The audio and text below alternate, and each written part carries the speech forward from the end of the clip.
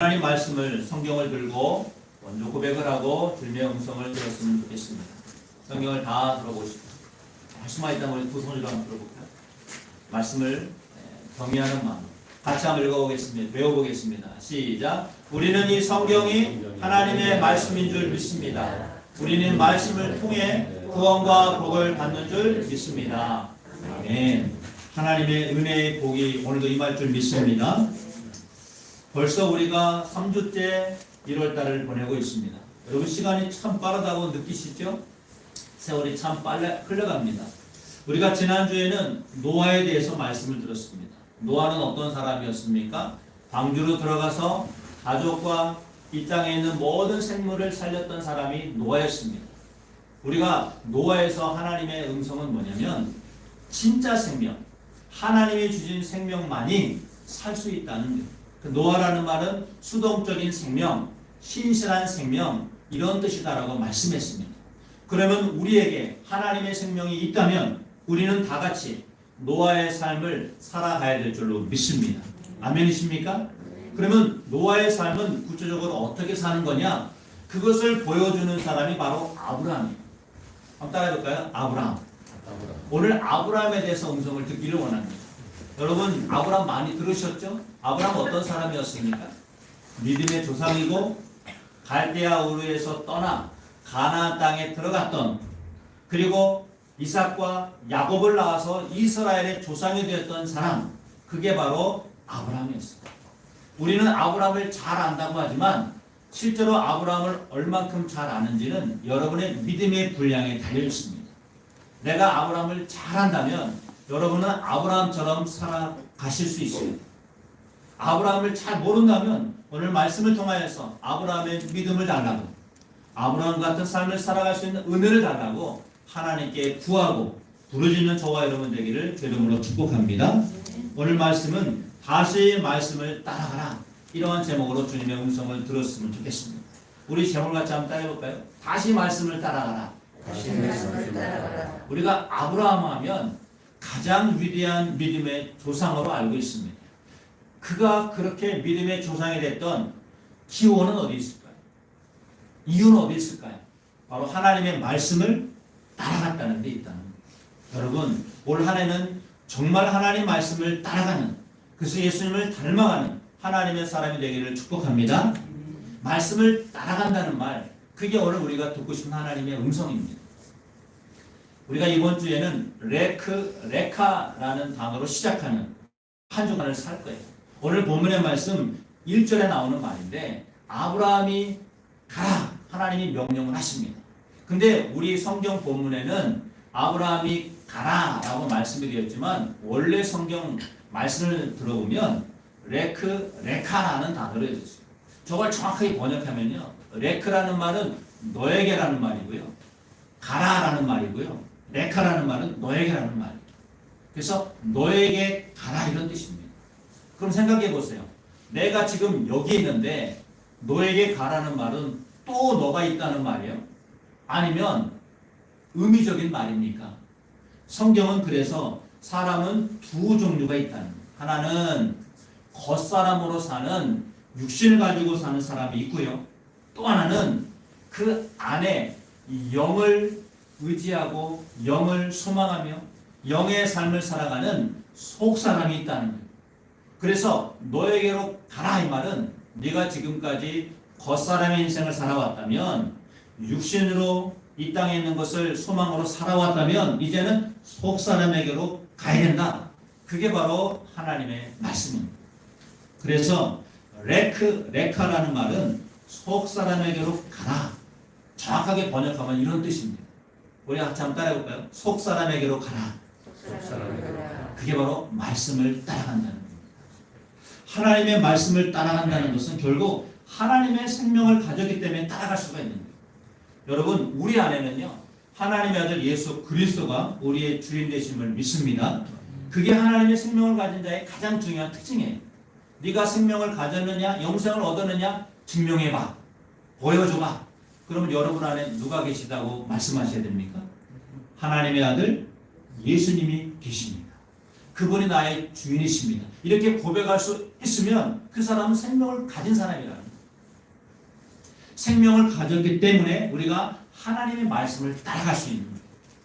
생명이 없다면 죽은 자라면 움직일 수도 따라갈 수도 없는 겁니다. 그래서 이번 주 우리가 들어야 될 하나님의 말씀은 하나님의 생명을 가졌으니까 하나님의 말씀을 이제는 따라가라는 거예요. 우리 오늘 본문의 말씀 4절을 같이 한번 읽어봅시다. 시작. 이에 아브라함이 여호와의 말씀을 따랐고 롯도 그와 함께 갔으며 아브라함이 하란을 떠날 때에 75세였다. 아멘. 아브라함이 하란을 떠났을 때 몇 살이라고요? 75세. 여기는 아브라함보다 나이가 많으신 분이 있습니다. 그러니까 여러분 아직도 늦지 않았다는 거예요. 신앙은 한번 따라해볼까요? 나이가 아니다. 숫자가 아닙니다. 내가 나이 많으니까 주님 저를 빨리 데려가셔요. 나는 아주 어리니까 저는 나중에 주님을 하겠습니다. 그런 말은 우리 생각이랍니다. 하나님은 나이나 신분이나 언어나 인종을 상관한다 안 한다? 안 하신다는 거예요. 여러분 물어보겠습니다. 아브라함이 몇 살 때 아들을 낳죠? 100세 때. 여러분 100살을 살기도 힘든 시대 아닙니까? 근데 100세 때 이삭을 낳습니다. 신앙은 나이가 아니라는 거예요. 신앙은 숫자가 아니라는 거예요. 신앙은 하나님의 말씀을 듣고 따라가면 100세든 200세든 우리가 지금 당장 죽는 순간이라 할지라도 하나님이 역사하시면 할 수 있다는 것. 여러분 믿으시길 축복합니다. 그래서 아브라함이 무엇을 따라가느냐? 제가 저렇게 빨갛게 색칠했죠. 무엇을 따라갔습니까? 여호와의 말씀을 따라갔다는 거예요. 75세가 된 나이 든 사람이 하나님의 말씀을 쫓아갔다. 여러분 이거 위대한 역사 아닐까요? 죽음을 준비하고 이제 내 고향 땅에서 이제 살 날이 얼마 남지 않았으니까 정리하려고 하는데 하나님이 아브라함아 나와라 떠나라. 여러분 이게 쉬운 명령의 순종이 아닙니다. 여러분이 만약에 한국에서 미국으로 이민을 가라.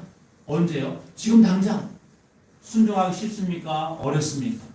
주님 지금 제가 정리할 것도 있고요. 직장도 정리해야 되고요. 친척들 인사도 해야 되고요. 여기 있는 땅과 또 재산과 또 친척들 같이 마무리하려면 시간이 있습니다. 시간이 필요합니다. 근데 주님 말씀하시요 떠나라. 그게 바로 아브라함입니다. 아브라함은 왜 믿음의 조상이 됐느냐? 하나님의 말씀을 나이든 상황이든 환경이든 관계없이 따라갔다는 거예요. 저는 올해 여러분들이 하나님의 말씀이 들렸다면, 말씀이 들려진다면 그 말씀만 믿고 따라가시기를 축복합니다. 그게 복 받는 기준이에요. 하나님은 복을 주실 때 반드시 조건을 주십니다. 그래서 여러분 1절과 2절, 3절은요 복을 받는 비결이에요. 2절과 3절을 잘 읽어보시면 하나님 복 주신다는 거예요. 내가 너로 복 주고 내가 큰 민족을 이루고 네가 가는 곳에 복이 되게 하고 너를 축복하면 내가 그 사람도 축복하고 너를 저주하면 내가 그 사람을 저주하겠다. 너는 그래서 복덩어리가 되겠다. 단, 따라해볼까요? 떠나면. 어딜 떠나라고요? 너의 고향, 친척, 아버지의 집을 떠나면 내가 복을 주겠다. 우리는 항상 하나님의 말씀을 사모합니다. 그런데 복을 받기 원하는데 그 복만을 먼저 원하는 거예요. 반드시 하나님은 복을 주시기 위해서 조건을 거셔요. 그걸 우리는 순종이라고 합니다. 순종하는 자에게 복을 주시지 순종하지 않는 자에게 복을 안 주십니다. 왜냐하면 순종하지 않는데 복을 주면 위험할 수 있고 쫄딱 망할 수 있고. 저는 여러분이 올해 말씀을 따라가는 아브라함의 믿음의 삶을 따라가는 그러한 새누리가 되었으면 좋겠습니다. 그래서 하나님은 우리에게 아브라함과 같은 말씀을 따라가는 사람, 이것을 바로 예수님을 닮아간다. 올해 우리 교회 표어가 뭐죠? 다시 한번 읽어볼까요? 예수님을 닮아가는 새누리. 오늘 여러분이 이제 정식으로 보셨을 거예요. 예수님을 닮아가는 새누리. 왜 예수님을 닮아가야 되느냐? 예수님이 가장 하나님 말씀을 완전하고 완벽하게 따라갔기 때문에 예수님을 닮아가자는 거예요. 예수님을 닮아가는데 평생을 바쳐도 시간이 부족합니다. 절대로 인생이 아깝거나 낭비되지 않습니다. 왜? 그분은 가장 완전한 삶을 사신 분이에요. 여러분 올해만이 아니라 주님 오실 때까지 여러분 예수님을 닮아가시기를 축복합니다. 그러면 우리가 예수님을 닮아간다는 말은 도대체 구체적으로 어떤 거냐? 그래서 바울이 빌립보서 2장 5절에서 그 말씀을 풀어줘요. 우리 빌립보서 2장 5절도 같이 한번 읽어봅시다. 시작. 너희 안에 이 마음을 품으라. 곧 그리스도 아멘. 어떤 마음을 품으라고요? 그리스도 예수의 마음. 이게 예수님을 닮아가라는 거예요. 아브라함이 말씀을 따라갔다는 건요, 결국 그리스도 예수의 마음을 닮아간다는 거예요. 같은 말을 하는 거예요, 지금. 예수님은 가장 하나님의 말씀을 완전하게 쫓아가신 분입니다. 그러므로 예수님 마음을 품는다는 것은 예수님을 닮아간다는 거고, 말씀을 따라간다는 거고, 생명을 가지고 있다는 증거라는 거예요. 오늘 우리가 들어야 될 말씀은 이겁니다. 다시 말씀을 따라가라는 것입니다. 제가 말씀을 준비하면서 말씀을 따라갔던 사람 중에 누가 있을까? 말씀을 따라가다가 실수하고 실패한 사람이 누가 있을까? 저는 개인적으로 나폴레옹이라는 사람을 되게 좋아했어요. 또 존경했어요. 초등학교 때, 중학교 때 학교 가면 책받침이에요. 지금 책받침이라는 게 아예 없죠. 거기 나폴레옹이 말을 타고 한 45도 이렇게 각도로 기울어지면서 쓴 말이 있어요. 내 사전에는 무엇이 없다? 불가능이란 없다. 이게 굉장히 유명한 책받침이었어요. 신말을 타고 나폴레옹이 군복을 입고 한 45도 각도로 탁 서서 내 사전에는 불가능이 없다. 그걸 굉장히 많이 봤어요, 어릴 때. 근데 여러분, 나폴레옹이 프랑스 황제까지 오르잖아요. 그치? 황제까지 오르고 마지막 전투, 또 오토로 전쟁이라고 하잖아요. 오토로 전쟁에서 나폴레옹이 포병, 기병, 또 보병 각 배치를 한 다음에 영국군과 싸우려고 하는데 여기서 결정적으로 패배를 합니다. 그래서 결국 세인트 헬레라라는 섬에 유배를 당해서 거기서 목숨을 세상을 끝나게 돼요. 근데 그때 그와 그 사령관에 나온 위대한 대화가 있습니다. 황제가 사령관에게 명령해요. 사령관, 지금 보병은 여기에, 포병은 저쪽에, 기병은 저쪽에 배치해서 진짜 우리가 영국군을 완전히 격퇴할 수 있도록 준비하시오. 내가 워터루의 그 장소에서 월링턴이라고 하는 영국의 장군이었거든요. 적이요. 월링턴을 내 무릎 앞에 꿇게 할 것이오. 그러니 내 말을 들으시오. 그때 사령관이 이렇게 말했대요. 카카, 그런데요, 사람이 자기의 길을 계획한다 할지라도 그 걸음을 인도하시는 분은 하나님이십니다. 하나님이 승리하게 하셔야 이길 수 있는 것입니다. 이렇게 말을 했다는 거예요. 근데 나폴레옹이 그 말 듣고, 아 그렇지, 하나님이 인도하시고 승리하는 거지, 이렇게 받아들이면 좋은데, 이렇게 말했다는 거예요. 장군은 내가 시키는 대로 명령을 하면 되는 거야. 이 오토로 전쟁에서 승리자는 나고 월링턴 장군은 내 앞에 무릎을 꿇을 거야. 그러니까 시키는 대로만 해. 근데 여러분 거기서 패배해요. 그리고 섬의 유배를 받아서 마지막 세상을 떠날 때 남긴 유언이 있습니다. 이게 굉장히 유명한 유언이에요. 한번 들어보십시오. 알렉산더, 카이저, 그리고 나는 힘으로 대제국을 건설했다. 그러나 결국 제국은 다 무너지고 비참하게 끝이 났다. 그러나 예수는 힘없는 십자가에서 죽었으나 세상을 정복했다. 예수는 사랑으로 사람의 마음을 지배하여 오늘날도 수많은 사람들이 그를 위해서 죽고자 하는구나. 여러분, 이게 나폴레옹이 남긴 위대한 유언이 있습니다. 여러분, 알렉산더, 또 로마의 시저 황제, 또 프랑스의 황제 나폴레옹, 다 힘으로 세상을 제패했잖아요. 근데 세상을 제패했지만 결국 그들도 역사 속에서 이름 없이 빛도 없이 사라져갑니다. 그러나 예수 그리스도는 사랑으로 세상을 정복해서 수많은 사람들이 지금도 예수님을 위해서 목숨을 바치지 않아요. 여러분, 우리가 예수님을 따라갈 이유가 바로 여기 있는 거예요. 세상을 정복하다 할지라도 자기 마음속에 예수님 주인 되지 않으면 가장 비참한 인생을 산다는 거죠. 나폴레옹의 이야기뿐만 아니라 우리의 삶도 마찬가지입니다. 내가 예수님 말씀을 따라간다면 결국 그 말씀이신 예수님을 닮아가는데 우리의 모든 시간과 에너지를 쏟아야 된다는 거예요. 그렇다면 우리가 어떻게 하나님의 생명을 가진 자로 살 수 있을까요? 어떻게 예수님을 닮은 자로 정말 살아갈 수 있을까요? 제가 세 가지를 말씀드리고자 합니다. 첫 번째는요, 눈에 보이는 세계에서 보이지 않는 세계로 떠나가라는 것. 오늘 본문의 말씀 우리 1절을 같이 한번 화면을 보고 읽어봅시다. 창세기 12장 1절 시작. 여호와께서 아브라함에게 이르시되 너는 너의 고향과 친척과 아버지의 집을 떠나 내가 네게 지시할 땅으로 가라. 아멘. 우리가 작년에 들었던 말씀이 바로 이겁니다. 너는 너의 고향과 친척과 아버지의 집을 떠나서 가라. 얼마나 어려운 명령이에요. 75세가 된 나이 든 사람 보고 고향을 떠나서, 가족을 떠나서, 친척을 떠나서 완전히 내가 생명부지의 땅으로 가라. 제가 동두천에 처음 왔을 때가 15년 전입니다. 2007년도 10월 달이었어요. 근데 동두천에 제가 아는 사람은 한 분도 없었어요. 물론 저는 김포에서 동두천 뭐 1시간 반 정도 거리에서 왔지만 아브라함은 여러분 갈대아 우르라고 하는 그 지역에서 가나안 땅까지 여러분 7,000km가 넘는 거리예요. 학자들에 의하면 그 먼 거리를 다 내려놓고 고향 친척 아버지를 떠나온다는 것, 그 명령을 순종한다는 것, 그것도 한참 젊은 20대 30대도 아니고 75세가 된 사람이에요. 그래서 아브라함의 믿음의 조상이 될 수 있는 겁니다. 여기서 우리가 들어야 될 것은 도대체 고향, 친척, 아버지의 집을 떠나라는 말은 뭐냐? 이거를 사람들이 문자적으로 해석을 하니까 내가 고향을 떠나야 되나 보다. 내가 아버지의 집을 떠나야 되나 보다.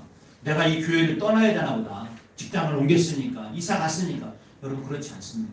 우리가 하나님 말씀을 들을 때는 따라해볼까요? 영으로 들어야 된다. 하나님 말씀은 전부 영이에요, 여러분.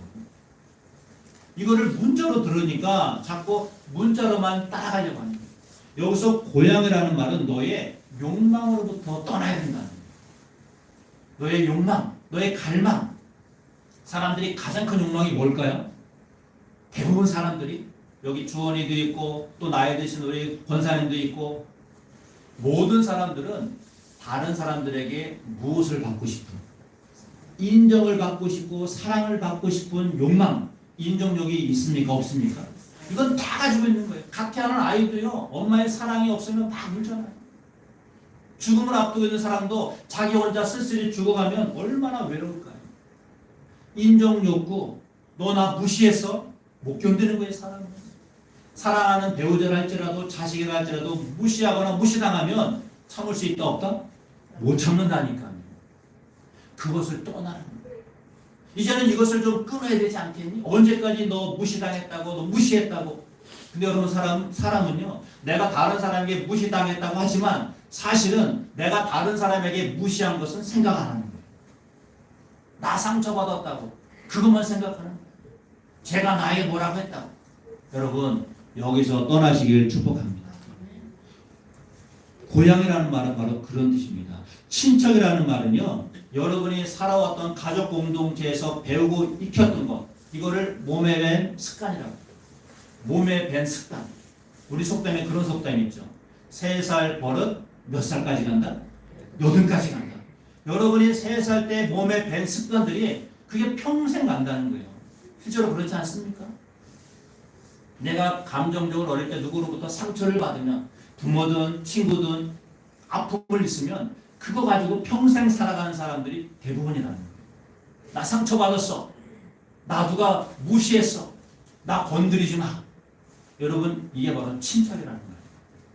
여러분 공동체 안에 가족 공동체든 직장 공동체든 교회 공동체든 여러분이 속한 공동체에서 받은 상처, 아픔 물론 안 받으면 좋지요. 그러나 그거 받았다고 그거 평생 80세까지 가져가면 된다 안 된다? 안 된다는 거예요. 이거 떠나라 이거예요. 올해는 정말 여러분 상처와 아픔과 경험으로 살아가지 않는 떠나는 삶을 살아가시기를 축복합니다. 그리고 가족이라는 말, 아버지라는 말은요, 여러분이 어릴 때부터 아버지에게 공급받은 것, 그게 건강이든 또 무슨 물질이든 또 어떤 안정적인 혜택이든 이제는 이것을 독립할 때가 왔다는 거예요. 어떤 자식은 아버지가 돈이 많으니까 그거 평생 그 돈 유산 물려받고 살다가 사는 사람도 있습니다. 아버지가 아무것도 없으니까 가난해서 그 가난을 원망하며 사는 사람도 물론 있어요. 근데 여러분, 아버지의 집을 떠나라는 것은 이제는 육신의 아버지를 더 이상 물주로 여기지 말고, 너의 인생의 어떤 공급자로 여기지 말고 하나님을 공급자로 여겨야 된다. 진짜 우리의 삶의 인도자는, 우리의 모든 생명의 공급자는 누구시라는 거예요? 하늘 아버지라는 거예요. 이거를 믿을 때 우리가 아버지의 집을 떠날 수가 있는 겁니다. 사랑하는 성도 여러분, 가족, 친척, 아버지, 고향, 결국 우리 안에 있는 모든 성품들, 이거를 떠나는 거예요. 그러면 내가 너에게 복을 주겠다, 이 말씀입니다.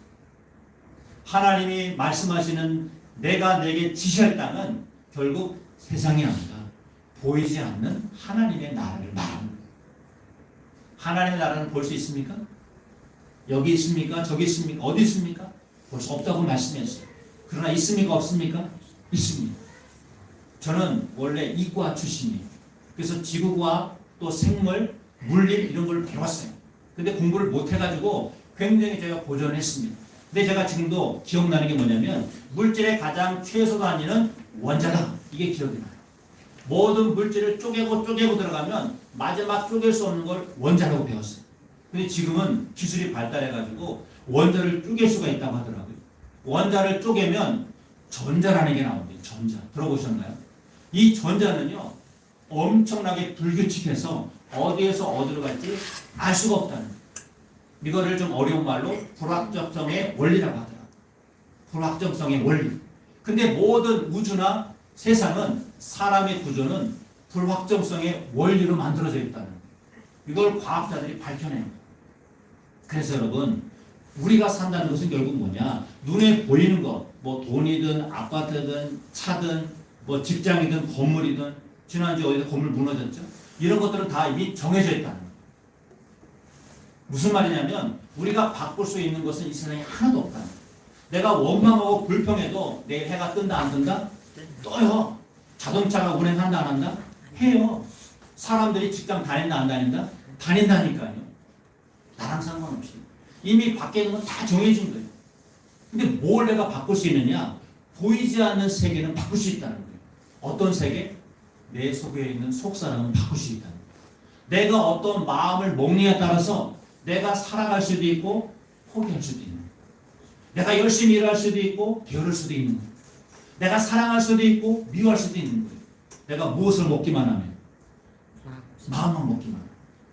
그거를 불확정성의 원리라는 거예요. 그래서 여러분, 여러분의 마음속에는 진짜 하나님의 세계, 보이지 않는 세계, 그걸 속사람이라고 하는 거예요.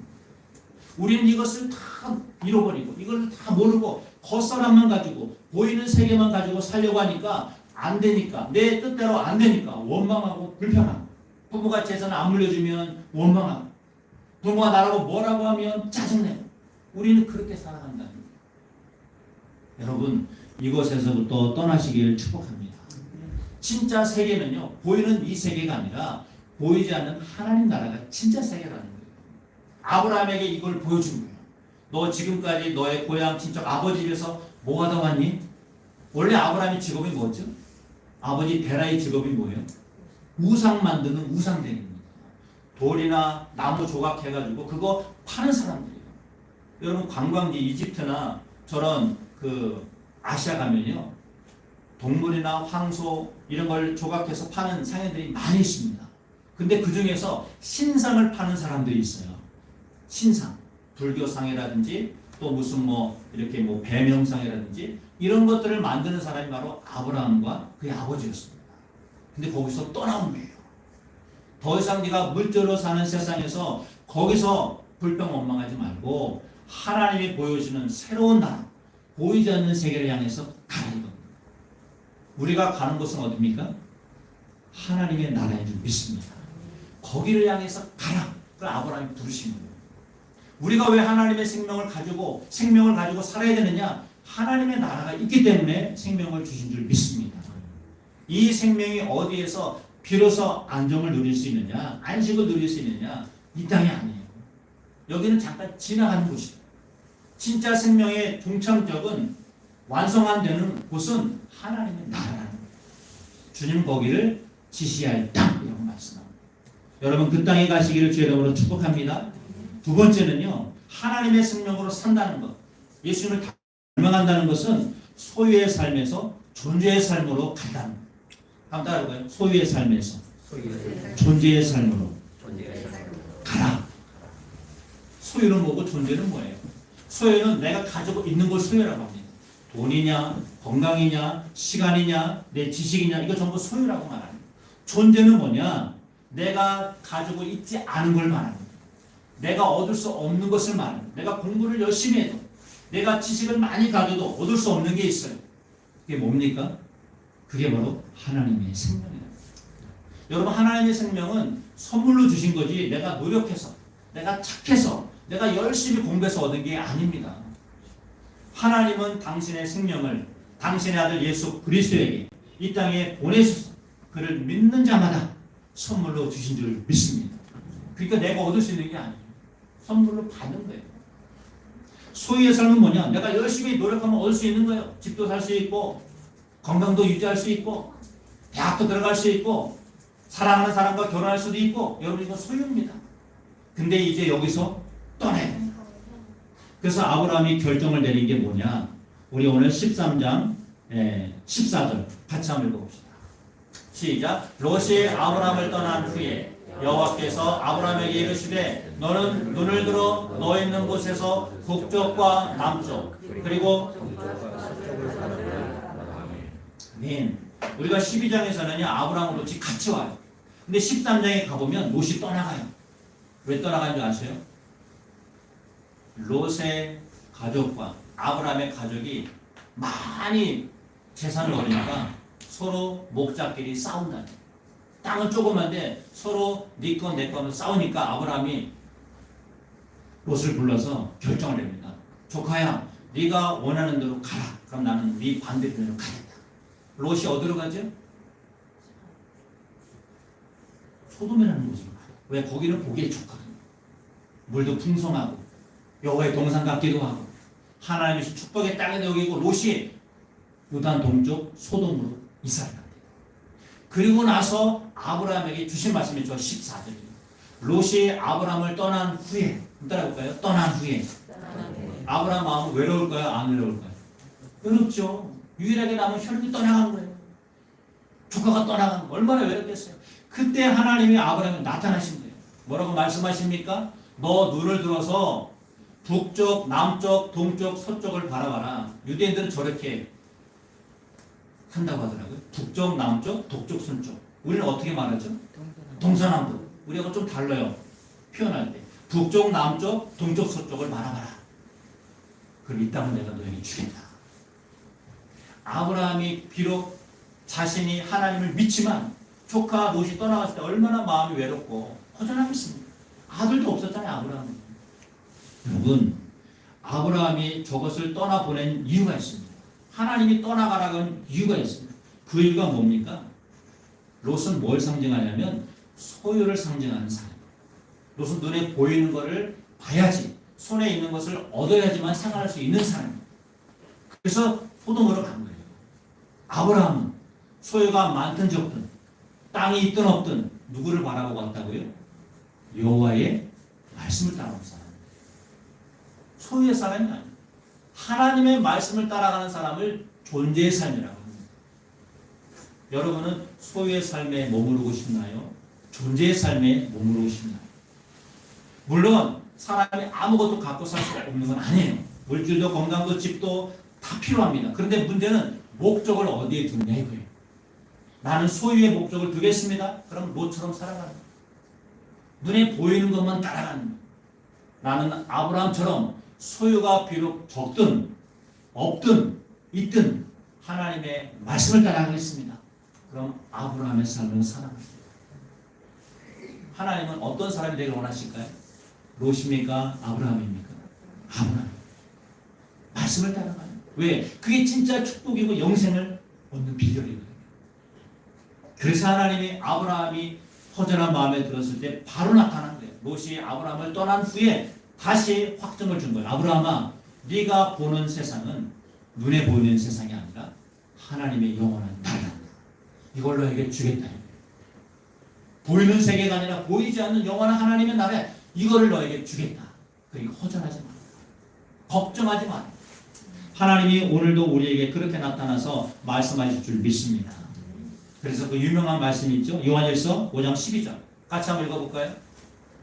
시작. 아들이 있는 자에게는 생명이 있고 하나님의 아들이 없는 자에게는 생명이 없느니라. 내가 하나님의 아들의 이름을 믿는 너희에게 이것을 쓰는 것은 너희로 하여금 너희에게 영생이 있음을 알게 하려 합니다. 아멘. 여러분에게 무엇이 있다고요? 영생. 이거를 존재의 삶이라고 합니다. 나는 존재의 삶을 살겠습니다. 소유가 많든 적든 내가 많이 가졌든 적게 가졌든 많이 배웠든 못 배웠든 여러분 그게 진짜 믿음 아닐까요? 돈이 있어야지 안정이 되고 하나님 뭔가 축복을 주셔야 돼 하나님 믿고 복을 안 주시면 하나님 떠나가려고 하고 기복신앙. 신앙은 변함이 없는 거예요. 내 안에 하나님이 진짜 주인이시라면 나는 있는 거 없는 것으로 가진 거 못 가진 것으로 하나님을 따르는 게 아니라 주님 그 자체로 주님을 따라가겠습니다. 그런 사람을 존재의 삶으로 살아간다는 거예요. 여러분 잘 아시는 마태복음 19장에 보면 부자 청년 이야기가 나옵니다. 부자 청년의 문제가 뭐였죠? 소유가 많다 적다? 많았습니다. 그게 문제였어요. 우리 마태복음 19장 21절 22절 한번 읽어봅시다. 예수께서 이르시되 네가 온전하고자 할진대 가서 네 소유를 팔아 가난한 자들에게 주라. 그리하면 하늘에서 보화가 내게 있으리라. 그리고 와서 나를 따르라 하시니 그 청년이 재물이 많으므로 이 말씀을 듣고 근심하며 가니라. 아멘. 우리가 말씀 많이 들었죠? 저 청년이 영생을 얻기 위해서 왔습니다. 예수님까지 앞에 왔습니다. 잘했어요. 근데 예수님 뭐라고 말씀하세요? 네 소유를 뭐 하라고요? 팔아야 된다. 너 진짜 영생 얻으려면 그 소유가 문제다. 그게 장애물이다 이거예요. 근데 여러분 생각해 보세요. 그 재산 많은 청년이 돈을 다 가난한 사람 나눠주면 거제가 될까요? 진짜 깡그리 망할까요? 진짜 망하면 예수님이 그 사람에게 팔라고 하겠습니까? 망하지 않고 무엇을 얻으니까? 영생을 얻으니까. 그리고 와서 나를 따르라. 이게 영생이 아닙니까? 존재의 삶으로 가는 거잖아요. 근데 재물이 많으니까 이거 못 버리겠다는 거예요. 소유가 많으니까 나는 영생보다는 소유로 살겠습니다. 롯과 같은 삶을 사는 거예요. 결국 재물이 많은 청년은 예수님을 떠나갑니다. 작년 이맘때 여러분 정은이 사건이라고 뉴스가 나왔어요. 정은이 사건 아시나요? 16개월 된 아이가 부모에게 폭행을 당해서 죽음에 이른 사건입니다. 근데 그 사건을 보면서 그 부모의 예의가 많이 회자됐어요. 그 아이의 엄마죠. 엄마의 부모님은 목회자죠. 그래서 아버지도 목사, 어머니는 사모. 그리고 그 교회 어린이집 원장을 하십니다. 그리고 남편이죠. 남편의 아버지도 목사예요. 그러니까 목사의 가정이 만나서 결혼해서 낳은 아이가 바로 정은이었어요. 그럼 생각해 보세요. 그 부모가 어릴 때부터 어머니, 아버지가 목사고 사모니까 어떤 말을 들으면 자랐을까요? 너 아이가 말 안 들면 주먹으로 패서라도 아이를 고쳐야 된다. 가르쳐야 된다. 말 안 들으면 밥 굶겨라. 그렇게 가르쳤을까요? 사랑으로, 인내로, 믿음으로 얼마나 하나님 말씀 어릴 때 듣고 자랐을까요? 우리 여기 신혼이 우리가 있지만 어릴 때부터 계속 듣고 자라는 거 말씀 아닐까요? 근데 왜 그렇게 무시무시한 범죄를 저지릅니까? 존재의 삶이 아니라 소유의 삶. 이 정은이라는 아이도 나에게 소유라고 여기는 거예요. 내 소모품이다. 내가 마음에 들면 잘 키우겠지만 마음에 안 들고 울고 떼쓰면 소유를 여기겠다. 소유를 여긴다는 건 뭐예요? 내가 주인이라는 거거든요. 여러분 물건도 마음에 안 들면 버리기도 하잖아요. 팔기도 하잖아요. 그렇게 여긴 거예요. 사람이지만 자식이 비록 양녀로 받아들였지만 그 마음속에 소유의 삶이 있는 거예요. 여러분 사람이 소유의 삶으로 살아가게 되면요. 사람이라 할지라도 물질처럼 여길 수가 있습니다. 아무리 귀한 금덩어리를 할지라도 팔아볼 수 있는 거예요. 근데 하나님 여러분을 소유로 만든 게 아니라 존재로 만드십니다. 있는 그 자체가 소중하다는 거예요. 그 사건을 보면서 진짜 그 부모님의 영향이 얼마나 중요한지, 어릴 때 부모에게 받은 그 말씀, 그 사랑, 그 관심, 여러분 이것은 평생 가는 겁니다. 3살 버릇이 8까지 가는 거예요. 그래서 부모님은 잘 양육을 해야 되고요. 자녀는 부모의 말씀을 잘 들어야 됩니다. 소유로 여기는 순간 모든 것은 다 내가 주인이 되는 거예요. 하나님의 말씀은 소유의 삶에서 존귀의 삶으로 가라. 여러분 그렇게 살아가시길 축복합니다. 마지막 하나는요, 하나님의 생명을 가진 자, 예수를 닮아간다는 것은 겉사람에서 속사람으로 가라는 거예요. 한번 따라해볼까요? 겉사람에서 속사람으로 가라. 우리 다시 한번 12장 4절 한번 읽어봅시다. 창세기 12장 4절. 시작. 이에 아브라함이 여호와의 말씀을 따라갔고 롯도 그와 함께 갔으며. 아브라함이 하란을 떠날 때에 75세였다. 아멘. 여호와의 말씀을 따라갔다는 것은요, 레카 말했죠. 너에게로 가라. 거기서 너가 누구죠? 예, 육신의 삶이 아니라, 소유의 삶이 아니라, 보이는 세계로 사는 게 아니라 네 안에 있는 진짜 너, 그걸 속사람이라. 속사람. 한번 따라해보실까요? 속사람. 속사람에게로 가라. 이 보이는 세계를 전부로 여기지 말고 보이지 않는 세계가 있단다. 소유가 전부가 아니라 존재 그 자체가 진짜 생명이다. 이것을 알고 살아가는 사람을 속사람이라고 하는 거예요. 그래서 성경은 뭐라고 말하냐면 육신을 따르는 자와 영을 따르는 자로 구분합니다. 로마서 8장 5절도 같이 한번 읽어봅시다.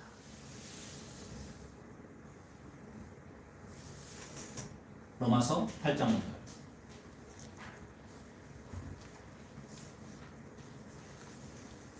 집사님, 로마서 8장 5절 한번 보여줄까요? 네. 같이 읽어봅시다. 시작. 육신을 따르는 자는 육신의 일을, 영을 따르는 자는 영의 일을.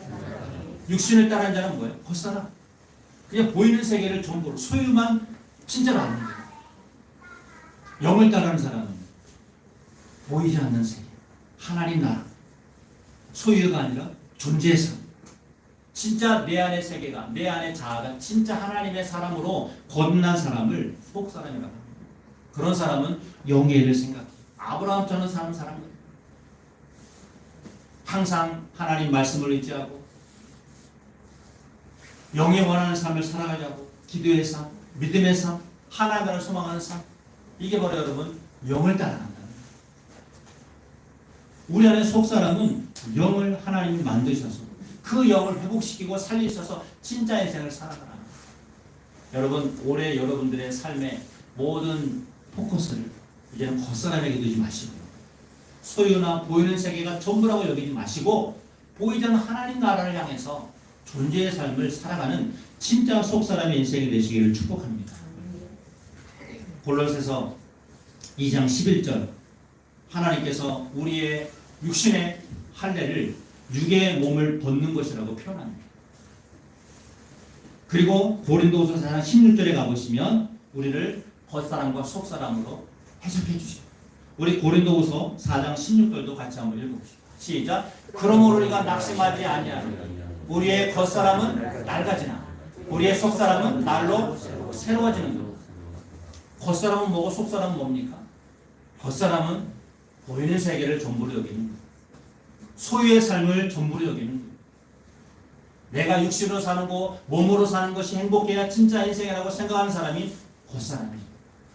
속사람은 날로 새로워지는 속사람은 뭐지? 하나님 나라를 소망하고 존재의 그 자체를 소중히 여기고, 이제는 내가 소유의 삶이 아니라 하나님이 주시는 새로운 속사람으로 살아갑니다. 이게 속사람입니다. 하나님은 여러분을 겉사람과 속사람으로 만드셨습니다. 이제 겉사람은 속사람을 향해서 걸어가는 거예요. 이게 생명이에요. 생명이 살아가는 방법은 이겁니다. 내가 생명을 얻었다면 이제는 속사람이신 예수 그리스도를 향해서 걸어가는 거예요.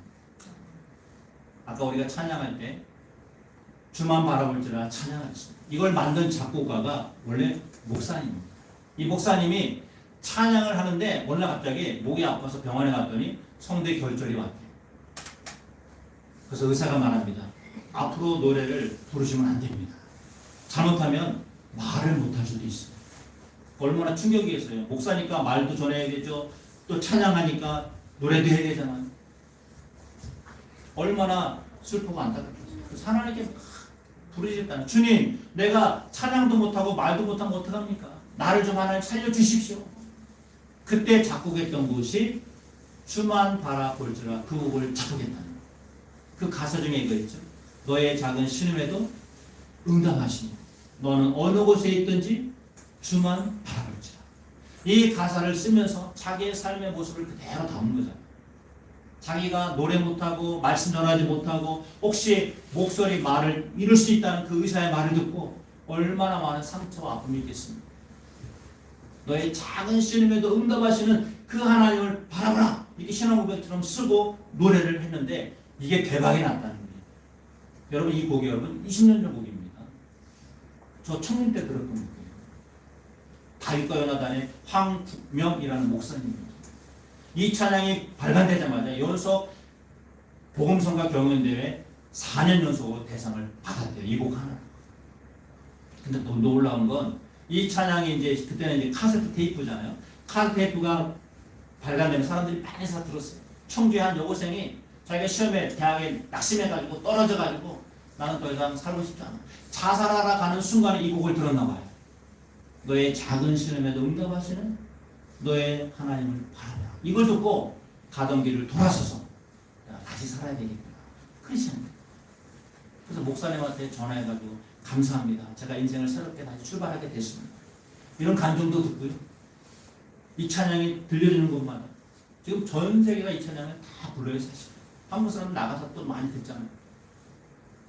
여러분 우리의 신앙은 딱 두 가지의 찬양 가사로 말할 수 있을 것 같아요. 첫 번째는요.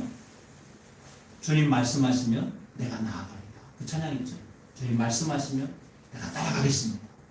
그리고 어떤 상황 어느 곳에 있든지 주만 바라보겠습니다. 주만 바라볼지. 여러분 신앙은 믿음은 바로 이 두 가지라고 저는 생각해요. 하나는 주님 말씀하시면 따라가겠습니다. 멈추겠습니다.